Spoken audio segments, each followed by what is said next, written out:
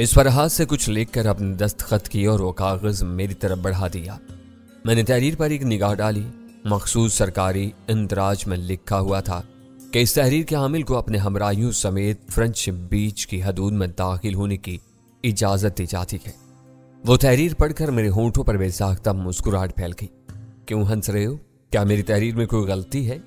जलाल ने कुछ बेआराम होकर खिफत से सवाल किया। भूल गया था कि तुम 20वें ग्रेड के एक बड़े सरकारी अफसर हो। मैंने वो कागज तय करके जेब में रख लिया। मैं तुम्हारी कामयाबी के लिए दुआगो रहूंगा।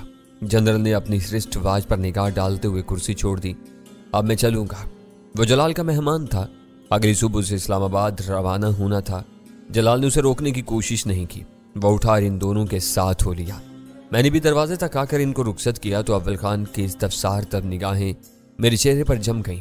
क्या अभी तुम यहाँ रुकोगे? सुनील से मिलकर जाऊंगा। स्टेशन 4 के दरवाजे बंद होने की वजह से मैंने उसे यहाँ पहुंचाया था। मैंने जवाब दिया। वो जनरल वकार के साथ रुखसत हो गया। जनरल ने जाते जाते मुझे नसीहत की थी कि मैं गैरी हार्ट के मामले में जोश की बजाय होश से काम लूं और अपनी सलामती को इंतकामी जज्बे पर मुकद्दम रखूं। उनके जाते ही मुसल्ला मुहाफिज ने सद्दफ मैंशन का वजनी दरवाजा बंद कर दिया। मुझे वो दोनों मुअज्जज चेहरे अभी तक नजर नहीं आए जिन्होंने सुनील को लेकर मुझे यहां से लौटाया था।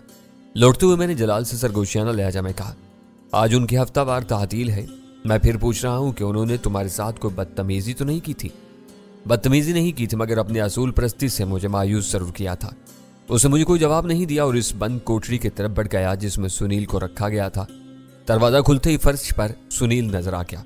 कमरे में फैली हुई अरकान ज़दा रोशनी में उसका चेहरा बहुत भयानक लग रहा था।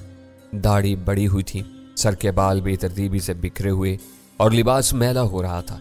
उसके चेहरे पर चमकती हुई सफेद आंखों में दहशत के साए लरसाते। कर्नल, मेरे चेहरे पर नजर पड़ते ही वो नहीफ आवाज में कहा, मुझे मुआफ कर दो, मुझे छोड़ दो। मैंने कोई जुर्म नहीं किया, अपने मालिक का हुक्म माना है।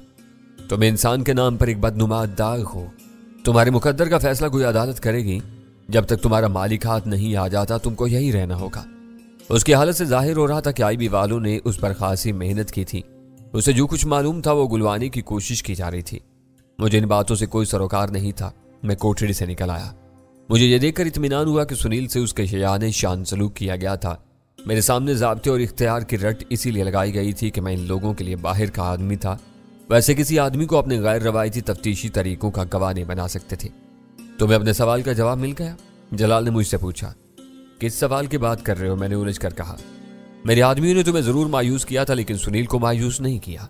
किसी कैदी को माजूर किए या हड्डी पसली तोड़े बगैर मायूसी की इंतहा को पहुंचा देना एक पेशा वराना फन है।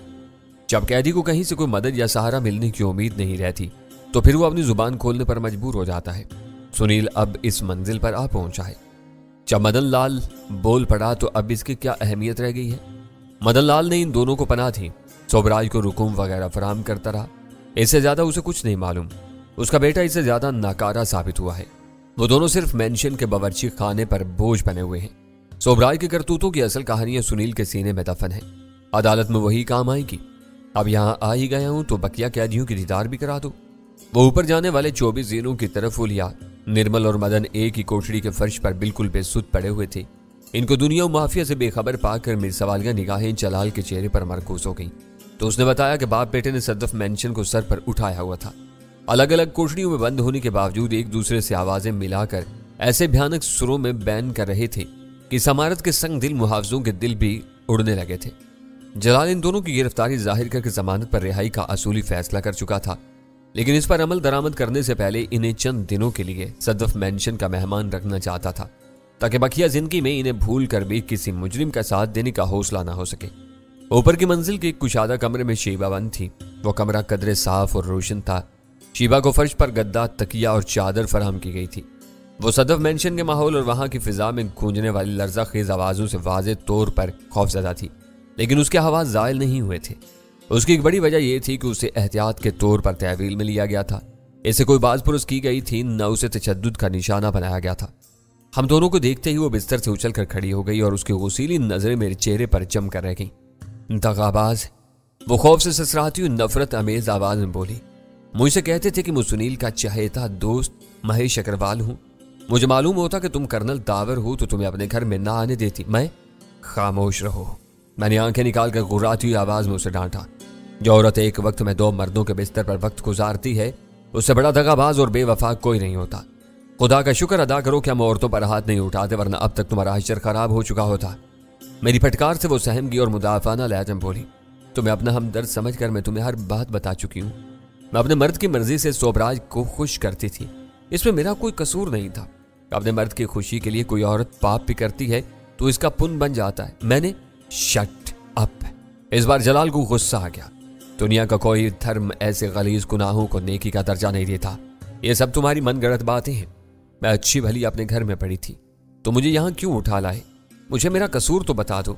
मैंने तुम लोगों का क्या बिगाड़ा है? वो रूहानसी हो गई। शीबा के वो सवाल माकूल था, लेकिन उसे ये नहीं बताया जा सकता था कि उसे सोबराज के पकड़े जाने तक के लिए एहतियातन कैद किया गया है। जलाल खामोश रहा। उसे जवाब देने की जिम्मेदारी मेरे सर पर आन पड़ी। मैंने कहा, तुम्हारा ये जुर्म मामूली नहीं है कि तुमने हमेशा सुनील का साथ दिया, जो एक मुजरिम है। मुझसे बड़ी सी बड़ी सौखन ले लो। मुझे कुछ नहीं पता था कि वो राजमहल जाकर क्या करता है। मैं मुजरिम नहीं हूं, मुझे माफ कर दो। उसका मुंह लगना फजूल था। हम वापसी के लिए मुड़े तो उसने हज़ियानी अंदाज में अपनी रिहाई के लिए चीखना चिल्लाना शुरू कर दिया। हम दोनों उसकी फरियादों पर कोई ध्यान दिए बगैर बाहर निकल आए और दरवाजा भी बाहर से बंद कर दिया गया। मेरे नुक्ता नजर से वो तीनों कैदी बेकार थे। इनमें सिर्फ सुनील का आरामद साबित हो सकता था, मगर वो जिगर खराज तशद्दुद सहने के बावजूद अपने इस मौक़िफ़ पर अड़ा हुआ था कि उसे सोबराज की मुजरमाना सरगर्मियों का कोई इल्म नहीं था। मुश्तबा मामलात से वो बाला ही बाला खुद निमटता था। इस तरह के इसके मुजरमाना रवाबत सेटेलाइट फोन के जरिए बरकरार थे, जो हर वक्त सोबराज की जाती तहवील में रहता था। मैं दिल ही दिल में दुआ मांग कर रह गया कि इसके बारे में जलाल की तवक्कात जल्द पूरी हों। इसे महसूस हो रहा था कि सुनील आसाबी शिकस्त और रेख्त के इस मरहले पर आन पहुंचा था जहां उसके लिए सच को छुपाना दुश्वार हो जाता। तुम हर वक्त यहां नहीं होते, मैंने जीने उतरते हुए जलाल से कहा। सुनील पर तुम्हारे खास आदमी मामूर होंगे। इनको सुनील से यह जरूर पूछना चाहिए कि अगर वो जुराइम में अपने मालिक का शरीक नहीं था तो फिर जबरदस्त खतरा मोल लेकर किसी किस्म के कागजों को नजरे आतिश करने के लिए अपने घर वापस क्यों आया था। यह कलीदी सवाल है, मैं इन्हें जरूर ब्रीफ कर दूंगा। उसने मुझसे इत्तिफाक किया, इसे तुमने पकड़ा था, यह सवाल तुम्हारे ही ज़हन में आ सकता था। मेरे आदमी इसकी गिरफ्तारी के पूरे पस मंजर से बेखबर है। इसी वजह से मैं सुनील से बासपुरुष के दौरान में यहां मौजूद रहना चाह रहा था, लेकिन बदकिस्मती से ऐसा ना हो सका। तुम चाहो तो इस वक्त सुनील पर कुछ तबाह आजमाई कर सकते हो सकता है कि वो तुम्हारे खौफ से इसी वक्त बोलना शुरू कर दे। इस वक्त मूड नहीं है, मैंने उसे हंस कर टाल दिया। जीने उतरकर मैं सीधा दरवाजे की तरफ बढ़ा था। फिर हम दोनों बंद दरवाजे के करीब रुक गए। मुहाफिज दरवाजा खोलने के लिए हमारे इशारे के मुंतजिर थे। मेरे जवाब पर जलाल ने गहरी नजरों से मेरी तरफ देखा, फिर यकायक मौजू बदलते हुए बोला, मेरे ज़हन में एक अजीब सा ख्याल आ रहा है, कहीं दोनों काम एक ही वक्त में जमा न हो जाएं। उसके वो फिक्रें मेरे सर पर से गुजर गए। मैंने कहा, तुम किन दोनों कामों की बात कर रहे हो? गहरी ने सोबराज को 1 से 2 बजे के दरमियान का वक्त दिया है। अगर इसी दौरान में सोबराज की तरफ से राह वालों के बारे में कोई खबर आ गई तो तुम्हें इन दोनों में से किसी एक को नजरअंदाज करना पड़ेगा। गहरी से फौरी तौर पर कोई खतरा लाहक नहीं है, मैंने जहन पर कदर जोर देते हुए कहा। मैं उसे सोबराज के नाम पर सबक देना चाहता हूँ। इसके बरक्स राह के दोनों आदमी खतरनाक हैं, पर मौका पाते ही कहीं भी अपना काम दिखा सकते हैं। इन पर हाथ डालना मेरी पहली तरजीह होगी। मुझे तुम्हारी यही अदा बहुत पसंद है, जलाल खुश होकर बोला। तुम बहुत तेजी के साथ मुस्बत और सही फैसले करते हो। मैं जरा तजब्जब में था कि दोनों कामों में वक्त का टकराव हो जाए तो किसको तरजीह देना मुनासिब होगा। तुम्हारी दलील बहुत वजनी है। फौरी खतरे का फौरी सद्दबाब होना चाहिए। जनरल सुबह कराची से रवाना हो जाएगा, लेकिन तुम यहाँ रोके, मैंने उससे तायद तलब लहजा में कहा।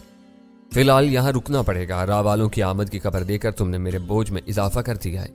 इन लोगों को मुखबरी के लिए आना होता है तो ये इस्लामाबाद का रुख करते हैं, जहाँ मरकजी हुकूमत का सारा रिकॉर्ड रहता है। कराची में इनकी मौजूदगी का मकसद तखरीबकारी और दहशतगर्दी के सिवा कुछ नहीं होता। मुझे अपने आदमियों को अलर्ट करना पड़ेगा। मुझे अभी तक इनके बारे में कहीं से कोई खबर नहीं मिली है। वो जलाल की ईमानदारी थी कि उसने अपना भरम कायम रखने की कोशिश किए बगैर साफ अल्फाज में हकीकत बयान कर दी। इसकी बेखबरी में इनके महकमे की कोताही का कोई दखल नहीं था। आने वाले सरहद पार से गैर कानूनी तरीकों से आते थे और अपने रंगो रूप और खदोखाल के बिना पर आसानी से मकामियों में खुल मिल जाते थे। किसी मुखबरी के बगैर इनका सुराग लगाना आसान नहीं था। मैं उससे रुखसत होकर वापस घर पहुंचा तो 2:30 बज चुके थे। गजाला मेरी वापसी के इंतजार में जाग रही थी। अबरार अपनी ड्यूटी पर मौजूद था। बाकी लोग इत्मीनान से ख्वाब खरगोश के मजे ले रहे थे। अगली सुबह पुरसकून साबित हुई। मेरा ध्यान मुसलसल सोबराज की तरफ लगा हुआ था। मुझे तवक्का थी कि वो राह वालों के बारे में कोई खबर मिलते ही मुझसे राब्ता करेगा, लेकिन उसकी तरफ से मुसलसल खामोशी थी। मेरे लिए बात हैरान कुन थी कि न्यू खान होटल के तल्ख तजर्बे के बाद राह के दोनों कारिंदों में से किसी ने सोबराज से राब्ता कायम करने की जरूरत महसूस नहीं की थी। इनकी वो खामोशी मेरे लिए तशवीशनाक थी। इस दौरान में वीरा ने मुझे मशवरा दिया कि मैं खुद सोबराज से राब्ता करके हकीकत जानने की कोशिश करूं, लेकिन मैंने उसका वो मशवरा मुस्तरद कर दिया। पिछली रात अव्वल खान की कही हुई है बात मेरे जहन में बैठ चुकी थी कि मेरी तरफ से सोबराज की मुकम्मल ब्रेन वॉशिंग हो चुकी थी। वो मेरे यानी डैनी के शहर में गिरफ्तार हो चुका था। उसे कोई खबर मिलती तो उसे पहली फुर्सत में मुझे फोन करना चाहिए था। तयशुदा प्रोग्राम के मुताबिक मुझे और सुल्तान शाह को 12 बजे गैरी की तलाश में साहिली इलाके की तरफ रवाना हो जाना था। वीरा ने हमारे साथ जाने के लिए एक मरतबा फिर इसरार किया था, लेकिन दिल ही दिल में वो कायल हो चुकी थी कि गैरी से उसका सामना होना हमारे लिए किसी भी तरह सूदमंद साबित न हो सकता था। कुछ देर की नीम दिलाना बहस के बाद वीरा ने खामोशी इख्तियार कर ली। सदफ मेंशन में मुझे फ्रेंच बीच के बारे में जो कुछ मालूम हुआ था वो बहुत अहम था, लेकिन मैंने वो बातें इन तीनों के सामने नहीं दोहराई थी। वहां दरपेश मुश्किलात के पेश नज़र मैंने खामोशी से एक लाहे अमल तय कर लिया था, मगर वो इसी गलत फहमी में मुब्तला रहे कि गैरी साहिल पर मौजूद होगा और हम दोनों उसे वहीं घेरने में कामयाब हो जाएंगे। सोबराज ने उसे स्विमिंग कॉस्ट्यूम में फ्रेंच बीच पर मिलने की शर्त आयद करके बड़ी हद तक बेदस्तो पा कर दिया था, लेकिन मुश्किल ये थी कि इस मखसूस साहिली इलाके में गैरी को ताक कर निशाना बनाना मुमकिन नजर नहीं आ रहा था। 12 बजे हम घर से रवाना हुए तो वीरा और गजाला भी तैयारी में मसरूफ थी। इन्होंने 2 काम अज खुद अपने सर लिए थे। मिसेज शेरदिल से मुलाकात का ख्याल वीरा के जहन में पैदा हुआ था। वो जब से उसे मिली थी एक लम्हे के लिए भी उसे और उसके बच्चों को नहीं भूल सकी थी। वो एक मुजरिम का घराना था जो इज्जत और शराफत के साथ अपनी बकिया जिंदगी गुजारना चाहता था। वीरा इस औरत से वादा करके आई थी कि वो अपनी मफरूजा NGO की तरफ से उसके बच्चों की माहाना फीस अदा करती रहेगी। हम में कोई भी वीरा के किए हुए इस वादे से मुनहरिफ होने का इरादा नहीं रखता था, लेकिन अपने चक्रों की वजह से हमारे लिए मुमकिन नहीं था कि वक्त की पाबंदी के साथ हर महीने फीस की रकम बाकायदगी से भेजते रहे। इस दिक्कत की वजह से यह फैसला किया गया था कि मिसेज शेरदिल को यकमुश्त 1 लाख रुपए दे दिए जाएं और वो इस रकम में से अपने बच्चों की फीसें अदा करती रहे। वो इस रोज के लिए इन दोनों का पहला काम था। दूसरे काम का ताल्लुक गाड़ी से था। मेरी कार स्टेशन 4 पर गिरने वाले रॉकेट का निशाना बनकर तबाह हो चुकी थी। मेरे इस नुकसान के बारे में जनरल से ज्यादा अव्वल खान नादिम था, क्योंकि मैं उसी के बुलावे पर जनरल से मुलाकात करने के लिए स्टेशन 4 पहुंचा था। STF के माली मसाइल हल होने के बाद शायद वो मेरे इस नुकसान का आजाला करने की कोशिश भी करता, लेकिन मैं ऐसी किसी पेशकश को कबूल करने के लिए तैयार नहीं था। अव्वल खान मुतवस्सित तबके का एक सफेद पोश और ईमानदार मुलाजिम था। उसने फौरी तौर पर अपनी गाड़ी मेरे हवाले कर दी थी। मुझे अंदाजा था कि अपनी जाती गाड़ी के बगैर वो परेशानी से 2-4 होगा। मेरी ख्वाहिश थी कि वो दोनों अपनी पसंद से कोई अच्छी सी सेकंड हैंड गाड़ी खरीद दें ताकि अव्वल खान की गाड़ी फौरी तौर पर उसे लौटाई जा सके। घर से थोड़ी दूर निकलने के बाद सुल्तान शाह बोला, मैंने अभी तक इस बारे में अपनी जुबान नहीं खोली, लेकिन मैं ये जरूर जानना चाहता हूँ कि हम मुफ्त में मिसेज शेरदिल पर 1 लाख रुपए की खतीर रकम क्यों बर्बाद कर रहे हैं? वो एक जरूरतमंद बेवा है, मैंने इख्तिसार से जवाब दिया। शहर में उससे कहीं ज्यादा जरूरतमंद बेवाएं मौजूद हैं। उसने एतराज किया, तुम 10 लाख रुपए जेब में डालकर मेरे साथ चलो, मैं पठान कॉलोनी और शेरीन जनाह कॉलोनी में तुम्हें ऐसे ऐसे घर दिखाऊंगा जहां 2-3 दिनों में सिर्फ एक बार चूल्हा रोशन होने की नौबत आती है। बेवाएं सुबह से शाम तक मेहनत मजदूरी करके भी अपने बच्चों के लिए 2 वक्त की रोटी फराहम नहीं कर सकती। तुम अपनी जेबें खाली कर दोगे, लेकिन ऐसे घराने खत्म नहीं होंगे। शेरदिल की बेवा में कौन से सुरखाब के पर लगे हुए हैं? मैं ज़ेर लब मुस्कुराहट के साथ उसकी वो जज्बाती तकरीर सुनता रहा। वो खामोश हुआ तो मैंने आहिस्ता से कहा, तुम भूल रहे हो उसने हमारी मदद की है। मदद करने से ज्यादा उसने वीरा को अपनी दर्द भरी दास्तां सुनाई थी। यह वीरा की मर्जी है कि वो जहां चाहे रकम लुटाती फिरे, उसने तंजिया लहजा में कहा। निर्मल कुमार का फोन नंबर उसी से मिला था। अगर सुनील के सामने वो नाम न लिया जाता तो शायद वो मर कर भी ये ना बताता कि सोबराज ने मदन लाल के घर में बना ली हुई है। वो बहुत आम पेशरफ्त थी। मैंने उसे समझाने की कोशिश की। सवाल अफादियत का है, इस पेशरफ्त से हमें क्या मिला? IB वाले मदन लाल के घर पहुंचे, लेकिन सोबराज उनके हाथ नहीं आ सका। वो झल्लाए हुए अंदाज में बहस पर आमादा था। सोबराज को वहां से भागना ना पड़ता तो आज हालात मुख्तलिफ होते। वो मेरे ऊपर इतना एतमाद नहीं कर सकता था। यूं समझ लो कि 1 लाख रुपए मिसेज शेरदिल का इनाम है। इसने हमारी मदद की, हम इसकी माली मदद कर रहे हैं। रकम तुम्हारी, अगर तुम इस तरह सोचते हो तो मुझे क्या एतराज हो सकता है? मिर्चें ना चबाओ, अपनी खोपड़ी पर काबू रखो, मैंने सानिया से कहा। इस वक्त हम एक अहम मुहिम पर जा रहे हैं। हम जरा भी चूके तो गैरी हम पर रहम नहीं करेगा। तुम पहले कभी फ्रेंच बीच गए हो? चंद सानियों के सकूत के बाद उसने एक माकूल सवाल करके अपनी हाजिर दिमागी का सबूत फराहम कर दिया। मैंने नफी में सर हिलाया। वक्त नहीं था, वरना हमें पहले से वहां के एक चक्कर लगाकर जायजा ले लेना चाहिए था। वो खुला साहिली इलाका नहीं है। मैंने उसे फ्रेंच बीच के बारे में बताना शुरू कर दिया। फिर वहां जाना बेसूद है, इस बारे में तुम क्या सोच रहे हो? मैं तुम्हारी राय से 100% मुत्तफिक हूं। सोबराज ने जगह के इंतखाब में जबरदस्त गलती की है। उसे किसी और मकाम का इंतखाब करना चाहिए था। वो VIP की हैसियत से वहां जाता रहा होगा। ये तफसीलात उसके इल्म में नहीं होंगी। यह भी मुमकिन है कि गैरी से बात करते हुए उसने तुम्हारे बारे में ना सोचा हो। सब कुछ तय कर लेने के बाद उसे तुमको गैरी से भिड़ाने का ख्याल आ गया। सुल्तान शाह की दोनों बातें दुरुस्त थीं। मैंने कहा वहां जाने के लिए एक ही रास्ता है, हम उस पर रुक कर गैरी को घेरने की कोशिश करेंगे। मौजूदा हालात में यही एक राह रह जाती है, वो बोला। इसके बाद गाड़ी में खामोशी छा गई। हम दोनों अपनी अपनी जगह ख्यालात के रोम में डूबे हुए थे। हसन स्क्वायर से मैंने गाड़ी लियाकता आबाद की तरफ मोड़ ली। लियाकता आबाद, नाजमाबाद और फिर साइड के मरकजी शाहराह से होते हुए हम थोड़ी देर में गुलबाई के चौक पर पहुंच गए। वहां से दाहिनी तरफ वो सड़क थी जो सर्कुलर रेलवे लाइन को आबूर करके BAF मसरूर से होती हुई साहिली इलाके की तरफ निकल जाती थी। किसी खुले वीराने के मुकाबले में BAF बेस से आगे का इलाका मेरी नजरों में मौजूद था। खुदरू झाड़ियों से घिरे हुए मैदान पर नजर पड़ते ही मैंने अपनी गाड़ी वापस घुमाई और शहर की तरफ जाने वाले रुख पर सड़क से उतार कर रोक दी। इस तरह हम शहर की तरफ से आने वाली गाड़ियों पर नजर रख सकते थे। हम 12:30 बजे वहां पहुंच गए थे।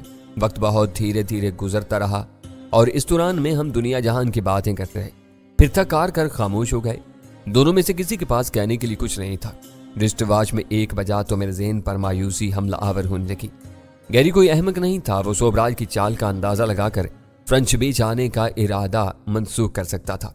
एक इम्कान यह भी था कि वो अपना मजबूत मोर्चा जमाने के चक्कर में हमारे वहां पहुंचने से पहले साहिल की तरफ निकल गया हो।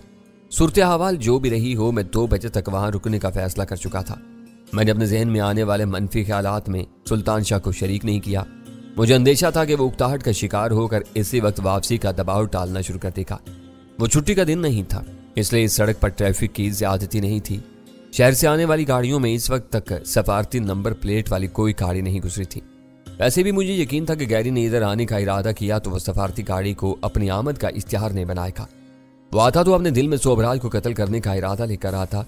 इसके लिए बेहतर यह होता कि वो आम नंबरों वाली किसी भी गाड़ी में मुकर्रर मकाम पर पहुंचता और अपना काम पूरा करके खामोशी से वापस लौट जाता। 1 बजे के बाद सड़क पर एक शानदार गाड़ी तैरती हुई नजर आई। शहर की तरफ से आने वाली इस गाड़ी की इनफरादियत ने मेरी तवज्जो अपनी तरफ मबसूल करा ली। गाड़ी के शीशे चढ़े हुए थे। ड्राइविंग सीट पर एक मकामी का हिवला नजर आ रहा था। उसके बराबर वाली निशिस्त खाली थी। गाड़ी बहुत तेजी से आई और हमारे करीब से गुजरती चली गई। गाड़ी के चढ़े हुए शफाफ शीशों के अक्कम में गाड़ी की पिछली निशिस्त पर एक सफेद फार्म इस तरह धंसा हुआ बैठा था कि बादियों नजर में दूर से उसे नहीं देखा जा सकता था। मैं पहले से अपने शिकार की घात में था और फिर गाड़ी के नए नवेलेपन ने मुझे मजीद चौकन्ना कर दिया था। इसलिए वो सफेद फार्म मेरी नजरों से महफूज नहीं रह सका। इस पर नजर पड़ती मेरा दिल उछलकर हल्क में आ गया। गाड़ी की रफ्तार खासी तेज थी, लेकिन दोनों गाड़ियों के दरमियान फासला होने की वजह से वो कई सालियों तक मेरी निगाहों की दस्तरस में रही थी। मैंने पहली नजर में उसे पहचान लिया। वो गैरी ही था, जो गोद में रखे हुए किसी अखबार या रसाले के मुताले में मुस्तगरिक था। मुझे जुबान से कुछ कहने की जरूरत पेश नहीं आई। सुल्तान शाह ने मेरी निगाहों और जिस्मानी इस्तराब से मामले की नजाकत भांप ली और हिजान ज़दा लहजा में बोला, क्या इस गाड़ी की पिछली सीट पर कोई मौजूद था? मैंने घूर कर उसे देखा। फिर मुझे ख्याल आया कि मेरे मुकाबले में वो खराब पोजीशन में था। अपने पैसेंजर सीट से उसके लिए सब कुछ देखना मुमकिन नहीं था। वही था। अब तक सोबराज अपनी हिकमत अमली में कामयाब नजर आ रहा है। मैंने कहा, FBI वाले वाकई सोबराज के खून के प्यासे हो रहे हैं। गैरी की आमद से जाहिर हो रहा है कि वो उसे मारने के लिए बेताब है। वो झुरझुरी लेकर बोला। वो साहिल की तरफ गया था। उसे कम से कम 2 बजे तक फ्रेंच बीच पर रुककर सोबराज की आमद का इंतजार करना था, इसलिए उसकी फौरी वापसी की उम्मीद नहीं थी।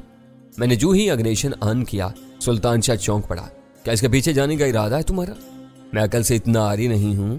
हमने उसे देख लिया है, वो देर में वापस आएगा। इस दौरान में हम अपने लिए कोई बेहतर जगह तलाश कर सकते हैं। मैंने गाड़ी दोबारा घुमा ली और दरमियानी रफ्तार से उसी समत में हो लिया जिधर गैरी की गाड़ी गई थी। शिकार नजर आ जाने के नतीजे में मेरा जहनी दबाव खत्म हो चुका था। अब यह तय करना था कि वापसी पर उसे कहां और कैसे रोका जाए। अपनी कारकर्दगी दिखाने के चक्कर में गैरी तलवार की धार पर चल रहा था। निखारवे इसका पेश रू था। इसके अंजाम से इसे यह अंदाजा हो चुका था कि आग से खेलने में कैसे कैसे खतरात शामिल होते हैं। इससे यह तवक्का नहीं की जा सकती थी कि सुल्तान शाह के हाथ दिखाने पर वो तरस खाकर अपनी गाड़ी रुकवा लेगा।